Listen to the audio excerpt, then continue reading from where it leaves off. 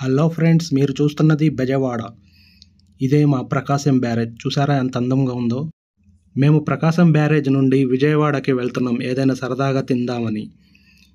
ఇటు చూసారా కృష్ణానది, జలజల పారుతున్న కృష్ణానది ఎంత అందంగా ఉందో. ఇక మేము అక్కడి నుంచి ఒక రెస్టారెంట్కి వచ్చేసాము. ఇక్కడ ఎగ్ పరోటాతో చికెన్ గ్రేవీలో చూసారా ముంచుకొని తింటుంటే ఎలా ఉందో. ఎంత బాగుందంటే ఆ టేస్ట్ వేరేగా ఉంది. ఆ తర్వాత రోటీ తీసుకున్నాము.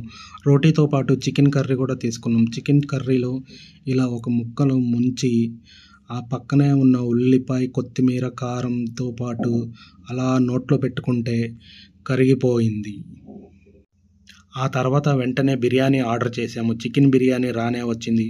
వేడివేడిగా వడ్డిస్తుంటే ఆ వాసనకి ఆకలి యమ వేసేసింది.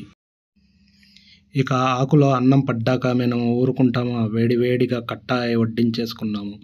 వేడివేడిగా కట్టా వడ్డించేసుకొని కలిపేసుకొని ఒక ముద్ద నోట్లో పెట్టుకొని అలా చికెన్ ముక్కని తెంపుతుంటే మెత్తగా తెగుతుంది. ఆ ముక్కని అలా కలుపుకొని నోట్లో పెట్టుకుంటే అద్భుతంగా ఉంది.